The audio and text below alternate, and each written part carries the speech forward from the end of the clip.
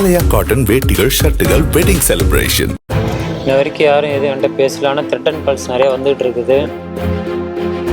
உன்னை யாரோட போய் கம்ப்ளைண்ட் கொடுக்க சொன்னது அப்படின்னு சொன்னாங்க.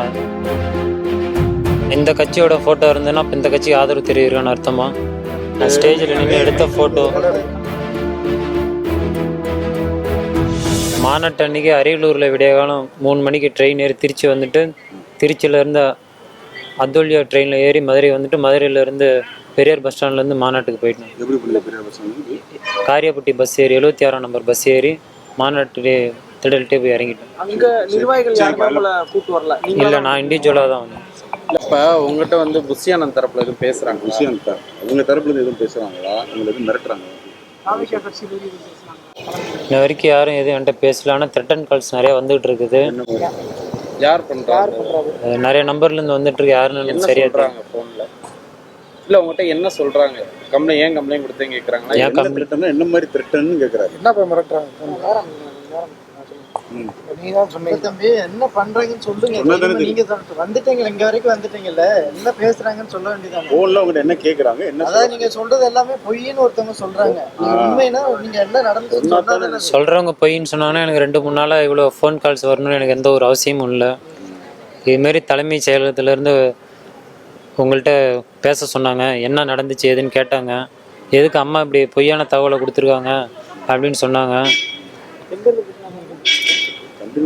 கட்சியிலேருந்து பேசல, எனக்கு கான்ஃபரன்ஸ் கால் போட்டு பேசியிருந்தாங்க.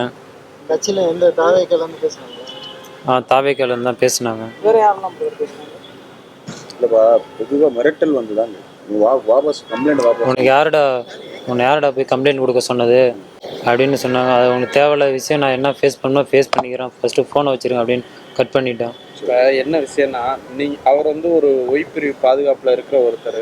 நீங்கள் அத்துமீறி ரேம்பில் வந்து மேலே ஏறி அவரை போய் இது பதிலுக்கு அவங்க கேஸ் கொடுத்தாங்கன்னா அந்த விளைவில் நீங்கள் சந்திப்பாங்க. அவங்க என்ன சொல்லுவாங்கன்னா ஒரு தாக்கம் வந்தாங்கன்னா என்ன பண்ணுவீங்க? நான் அவரோட ரசிகராக ஒரு ஆர்வத்தில் பார்க்க போனே தவிர மற்றபடி எந்த உள்நோக்கத்தோடு நான் எதுவும் பாதிக்கப்பட்டதுனால நான் கொடுக்குறேன். நான் அப்பா இல்லாமல் அம்மா வச்சுட்டு ஓலை குடிச்சில தான் நான் குடியிருக்கிறேன். விஷயம் எல்லாத்தையும் தெரிஞ்சதுக்கப்புறம் அவர் மேற்கொண்டு நடவடிக்கை எடுக்கணும்னு அப்புறம் வந்தாச்சு. என்ன எதிர்பார்க்குறீங்க? நான் எதுவும் எதிர்பார்க்கல. இதுக்கு மேலே மேற்கொண்டு இதுமாரி எதுவும் நடக்கக்கூடாது, எனக்கு நீதி வேணும், வேற ஒன்றும் கிடையாது. இல்லை பிரதர், இப்போ பவுன்சர் தள்ளி விட்டு தான் நீங்கள் சொல்கிறீங்க இல்லையா? ஆனால் அந்த வீடியோவில் பார்க்கும்போது நீங்கள் அந்த கம்பியை தூங்கிட்டு நிற்கிற மாதிரி தானே இருக்குது. அது எப்படி தள்ளி விட்ட மாதிரி ஆகும்? தூக்கி வீசினால தான் நான் கம்பியை பிடிச்சிக்கிட்டு தொங்குறேன். இல்லை, இப்போ கிரீஸ் எல்லாம் போட்டாங்கல்ல ஏறக்கூடாதுன்னு, அதெல்லாம் வந்து தடுப்பு நடவடிக்கை தானே. அதை மீறி தெரியல, கிரீஸ் போட்டுருவாங்களா என்னன்னு அது தெரியல. பிளாக் கலரில் பெயிண்ட் மாதிரி அடிச்சிருந்தாங்க, அவ்வளோதான். வேற கட்சியில இல்லை, என்கிட்ட எந்த கட்சியிலேருந்து யாரும் எனக்கு ஃபோன் பண்ணி எதுவும் பேச கிடையாது. எந்த பின்பலமும் நான் இல்லை. நானும் அம்மா பாட்டி மட்டும்தான் வீட்டில் இருக்கிறோம். அப்பா யாரும் எதுவும் கிடையாது. ஓலை குடிச்சல என்னை யாரோ ஃபோர்ஸ் பண்ணி இப்படி பண்ண அப்படி பண்ண எதுவும் தூண்டல் பேரில் யாரும் எனக்கு எதுவும் சொல்லு கொடுக்கவும் கிடையாது. இப்படி சொல்லி செய்யணும்னு சொல்ல கிடையாது. இதோட ஆஃப் பண்ணிக்கோங்க. அது யாருன்னு தெரியல. இல்ல, இந்த தலைமை கழகத்துல இருந்து யாரோ பேசினதா சொன்னீங்கல்ல நீங்க, தாவேக்கால. அது யாரு பேசுறாங்க? இல்ல, அந்த தாவேக்கா இல்ல ஒரு நிமிஷம். அந்த தாவேக்கா கேஸ் போட்டா நீங்க ஃபேஸ் பண்ணிடுவீங்களா அவங்க கேஸ்? ஏன்னா அப்படிதான் சொல்லிட்டு இருக்காங்க.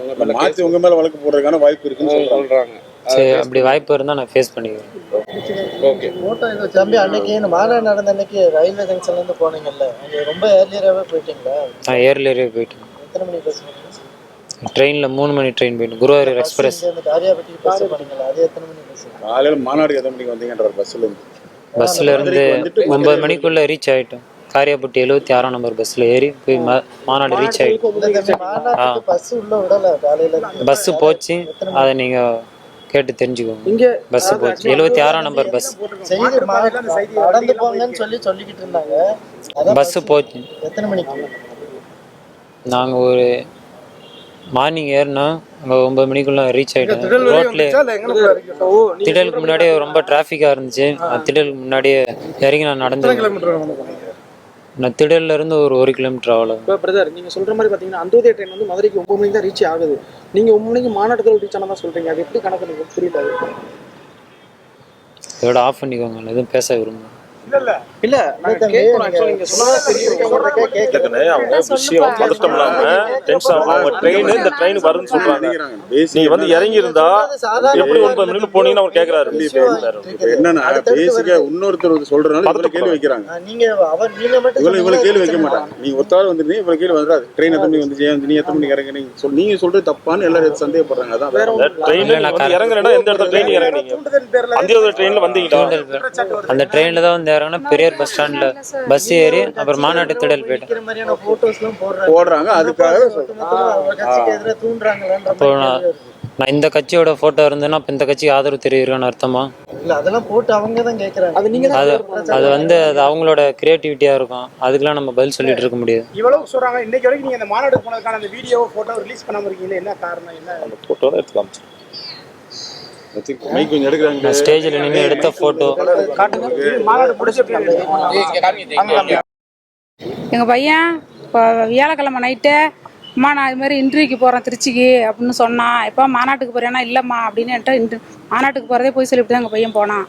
அதனால் திரும்ப இது மாதிரி வீந்து போயிட்டான் அப்படின்னு வீடியோவில் வந்ததும் யாருப்பான்னு மறுநாள் காலையில் சனிக்கிழமையாக தான் இருக்கும்னு நினைக்கிறேன். எனக்கு அது புரியல. சனிக்கிழமையாக தான் இருக்கும். காலையில் இது யாருப்பா அப்படின்னு கேட்குறான்.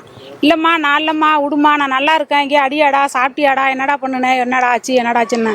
இல்லைம்மா விடுமா நல்லா இருக்கேன் விடுமா நான் ஊருக்கு வரேன் நீ சாப்பிட்டு ஒன்றும் நினைக்காதம்மா சாப்பிட்டு படுமா அப்படின்னு சொன்னான்.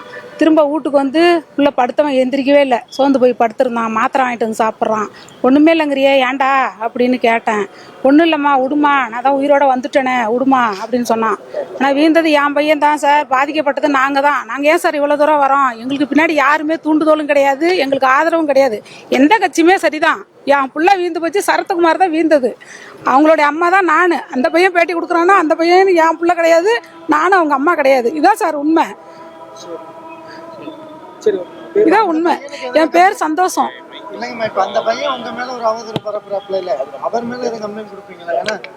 அந்த பையன் யாருன்னு எனக்கு தெரியாது சார். என்ன ஊருன்னு தெரியாது, என்ன மாவட்டம்னு தெரியாது. நாங்க எதுக்கு சார் அந்த பையன் மேல கம்ப்ளைண்ட் கொடுக்கணும்? எங்களை தான் சார் போடுறாங்க. நாங்க இப்ப ஏதாவது தப்பா அவங்கள பத்தி பேசியிருக்கோமா சார்? சொல்லுங்க சார். கோர்ட்ல அவங்களும் ப்ரூவ் பண்ணிட்டு நம்மளும் பண்ணோம். என்ன சார் இனிஷியல் தான் சார் பண்ணியிருக்காங்க. சொல்லுங்க. கமெண்ட் பண்ணிடுறாங்க எல்லாம் சொல்றாங்க. அவங்களும் ஆனோட அவங்க தாய் என்னை மாதிரி தானே நினைச்சிருப்பாங்க. சொல்லுங்க. அவங்க என் பிள்ளையா அவங்கள பிள்ளையா இருந்தா அது மாதிரி தானே நினைச்சிருப்பாங்க. அவங்க அம்மாவை இன்னைக்கு பேட்டி கொடுத்துருக்காங்க என்ன ரொம்ப தவறா பேசி. சொல்லுங்க. எங்களுக்கு நீதி வேணும் நியாயம் வேணும் சார். எங்க பையனுக்கு இது மாதிரி ஆனது இன்னொரு பையனுக்கு ஆகக்கூடாது. எங்களுக்கு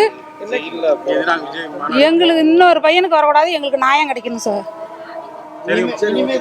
இது மாதிரி நடக்கக்கூடாது. எந்த பிள்ளைக்கும் இந்த மாதிரி நடக்கக்கூடாது. ஆலயா காட்டன் வேட்டிகள் ஷர்ட்டுகள் வெட்டிங் செலிப்ரேஷன். பிளே ஸ்டோர் மற்றும் ஆப் ஸ்டோரில் இருந்து பாலிமர் செயலியை QR கோடு மூலம் பதிவிறக்கம் செய்யுங்கள்.